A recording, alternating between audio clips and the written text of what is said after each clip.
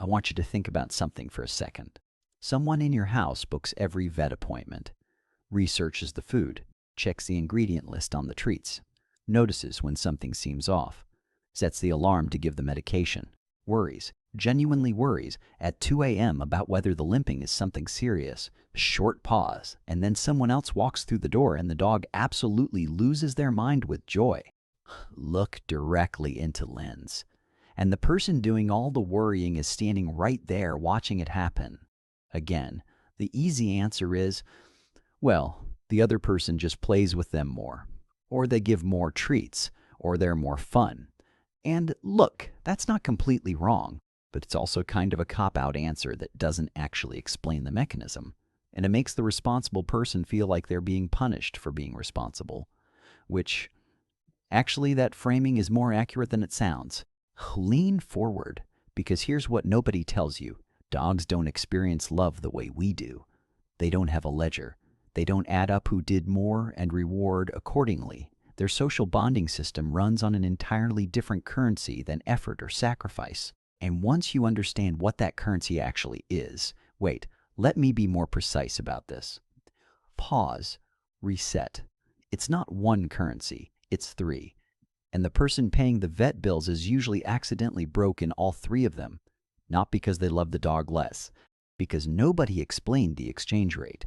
I'm going to walk through exactly what dogs use to decide who their person is, the three currencies, why responsible care doesn't automatically register as any of them, and what you can actually do to shift the dynamic without becoming a different person. Plus the thing that almost every ignored owner is doing that makes it worse without realizing it. Oh, short pause. Subscribe if this one hits close to home. Let's get into it. This is the most important reframe in this entire video, so I want you to actually sit with it. Canine bonding research keeps pointing to the same thing. Dogs don't form their deepest attachment to the person who provides the most resources. Not the food, not the shelter, not the careful medical management. They attach most strongly to the person who most accurately reads and responds to what they're communicating. The person who notices the ear flick, who backs off when the dog needs space without being asked, who matches the dog's energy instead of walking in and immediately imposing their own agenda on the interaction. This is attunement, and it is the primary bonding currency in a dog's world. Your dog is talking all the time. The whale eye when you move too fast toward their face, the lip lick when the energy in the room gets tense, the slow, deliberate head turn away that means I need a second. The person who notices those signals and adjusts is the person the dog files under safe. And safe, for a dog, is everything. The painful irony is that the responsible caregiver is often so focused on the dog's physical well-being, the food, the meds, the appointments, that they're moving through interactions on a task completion mode. And the other person, with far less invested logistically, is accidentally more present, more fluent. And the dog feels that difference immediately. This one is genuinely hard to sit with, but you need to hear it. The person most associated with vet visits, nail trims, baths, ear cleaning, medication, from your dog's neurological perspective, is also the person most associated with stress events. This isn't ingratitude. It isn't your dog being unfair. It's classical conditioning working exactly as it was designed to work. The dog's amygdala doesn't distinguish between this person took me somewhere scary because they love me, and this person is the one who appears before scary things happen. The associative memory is automatic, neutral, and completely indifferent to your intentions. Your dog doesn't think you're mean. They don't think anything that sophisticated about it. What their brain has quietly done, without malice, without choice, is log the pattern. When you appear with the leash on a Tuesday morning, something stressful usually follows. That's not a judgment on your character. That's just how associative learning works in every mammal on Earth, including you. Think about how your own body responds to the specific smell of a dentist's office. You're not choosing that response. It's already happening before your conscious mind even checks in. Your dog is doing the same thing with you. And it is one of the more specific heartbreaks of being a deeply responsible owner. Here's the framework. Dogs measure relationship quality through three things. The first is emotional safety. Does being near this person make my nervous system feel calm, or does it make me feel activated and braced for something? The second is play and novelty. Does this person bring good things into my sensory world? Joy, movement, engagement, the unpredictable energy that triggers a dog's play drive. The third is physical attunement. Does this person touch me in ways that feel good? At times, I actually want contact, with pressure and pace I'm comfortable with. And do they stop when I've had enough? Now look at where the responsible caregiver usually lands across all three. High-stress association chips away at emotional safety.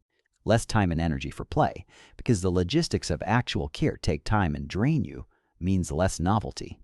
And clinical touch during health management versus the spontaneous warm contact the other person offers affects attunement. You're saying, I love you constantly. The grammar is just slightly off. You're speaking the language, but the dialect is wrong, and your dog is standing there, genuinely trying to follow it, not quite able to, looking toward the person whose dialect they understand more easily. That's not a moral failure. It's a communication gap, and communication gaps can be closed. This is where it gets a little uncomfortable. The person your dog sprints to at the door, they're not doing grand gestures. They're doing micro things consistently. They get on the floor. They let the dog come to them and sniff before they reach out. They laugh when the dog does something weird. Instead of correcting it, they move unpredictably. Sudden bursts of speed, fake-outs, a kind of joyful chaos that triggers the dog's whole play system. And they don't carry the weight of responsibility in their body language. Their shoulders are loose. Their voice is lighter. They walked through that door with nothing on their mind except the fact that they're home now. And your dog reads all of that in the first 3 seconds of an interaction? The person your dog runs to isn't thinking about the dog when they walk through the door. They're just arriving, present, unloaded. And your dog can feel the physical difference between someone who is carrying the weight of caring and someone who just showed up to exist in the same space for a while. I'm not saying stop caring. I'm saying the dog can't read the caring when it lives in your nervous system as tension. They can only read what your body is actually doing. This was the one I promised you. And it's going to sting a little because it's almost universal. When a dog is ambivalent toward you, when they walk past you, when they settle near someone else, when the greeting goes to the other person again, the natural, human, completely understandable response is to try harder. Call them more insistently. Reach for them when they walk past. Pick them up when they'd rather be on the floor. Follow them when they move away. Interpret every moment of dog independence as a referendum on the whole relationship and respond with more pressure to close the distance. Every single one of those responses registers to the dog as activation, not affection. It raises their nervous system arousal in a direction that isn't comfortable. They don't feel more loved. They feel more crowded. And they move quietly, persistently, toward the person who doesn't do this.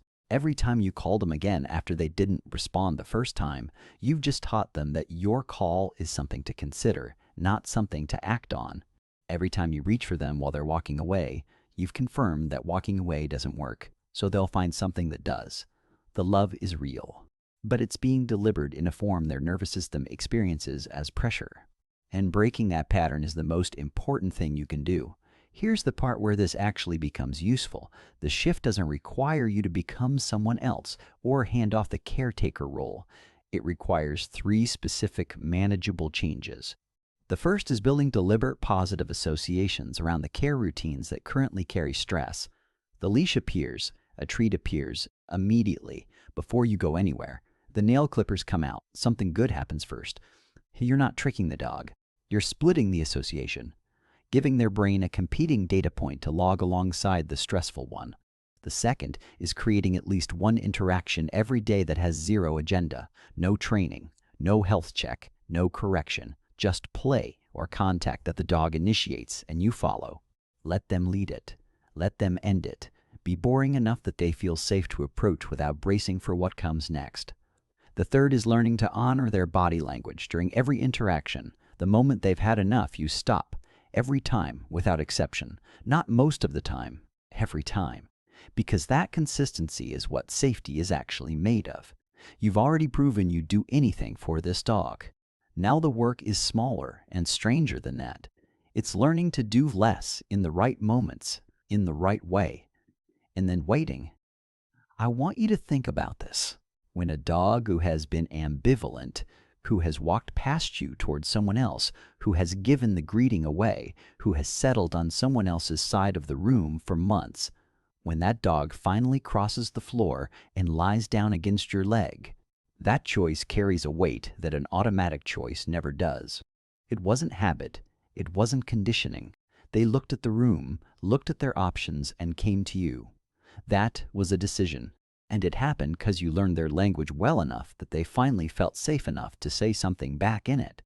The dog who took the longest to come to you, when they finally do, you'll feel it differently than anything, because you'll know it wasn't automatic.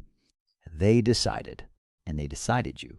Remember that image from the beginning, standing there watching the dog lose their mind for someone else, while you're the one who stayed up worrying, who made the appointment, who asked the vet the extra question because you wanted to be sure. Here's what I want you to hold on to. That love is real. Every single bit of it. Your dog may not have the language yet to show you that, but the fact that you're still showing up, still learning, still watching a video like this at whatever hour it is trying to understand them better, that's not nothing. That's actually everything. Look directly into lens. Stillness. They haven't chosen someone else. They just haven't finished choosing you yet. Keep going.